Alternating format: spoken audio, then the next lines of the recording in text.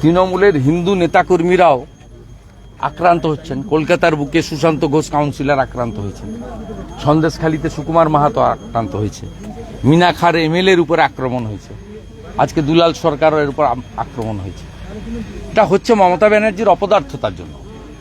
2021 সালে বিধানসভা ভোটে ভারতীয় জনতা পার্টির ওই ওল্ড মালদার প্রার্থী এমএলএ যিনি পরে জিতেছেন, গোপাল সাহার উপরও গুলি চলেছিল।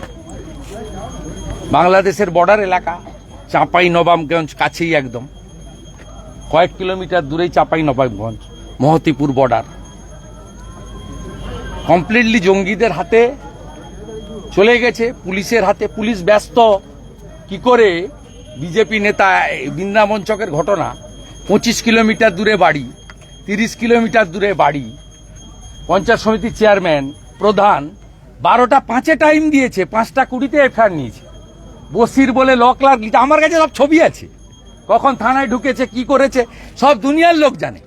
তার বাড়ির লোক 3টের সময় মেলে একটা কমপ্লেন করেছে, সেই কমপ্লেনটাই সন্তুষ্ট না হয়ে তৃণমূলকে নিয়ে বসে এই তুহিন বিশ্বাস বসে রেডি করে সবকে যুক্ত করেছে।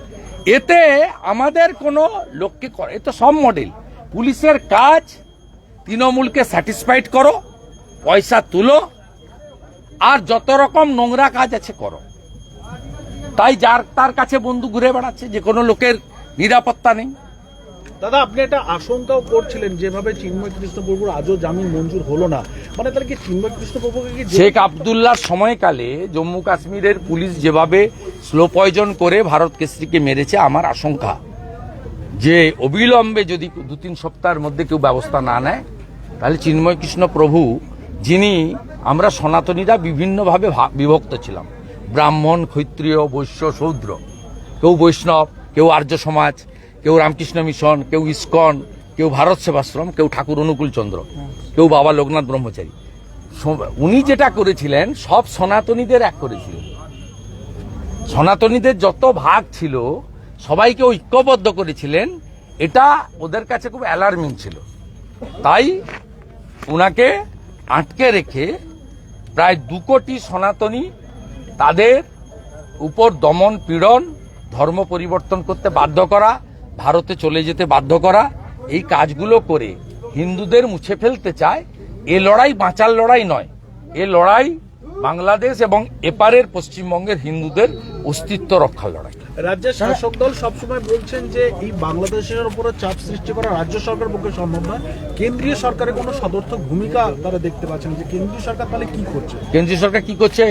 কেন্দ্রীয় সরকার যথেষ্ট কম্পিটেন্ট। পার্লামেন্টে বলেছে, এক্সটার্নাল অ্যাফেয়ার্স মিনিস্ট্রি থেকে বলা হয়েছে, ভারতবর্ষের পররাষ্ট্র সচিব ঢাকার মাটিতে গিয়ে বলে এসছেন, ইনারা দয়া করে 600 কিলোমিটার বেড়া নেই জমিটা দিতে বলুন, আর পুলিশ আর বিএসএফ এর কোঅর্ডিনেশন বাড়াতে বলুন।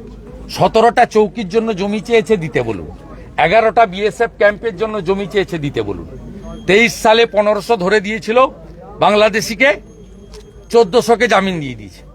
এবছর প্রায় 1000 ধরে দিয়েছে বিএসএফ, 900 জনকে জামিন দিয়ে দিয়েছে। এই কাজটা করতে বলুন।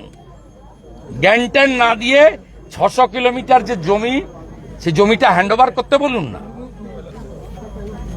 17টা চৌকির জমি দিতে বলুন, 11টা বিএসএফ এর রেসিডেন্সিয়াল ক্যাম্পের জমি দিতে বলুন। এই কাজগুলো করতে বলুন। দাদা, বাংলায় জঙ্গিদের স্লিপার সেল হিসেবে বিভিন্ন জায়গায়, বহরমপুর সহ প্রেসিডেন্সি জেল, জঙ্গিদের সরকার থাকলে তাই হয়তো।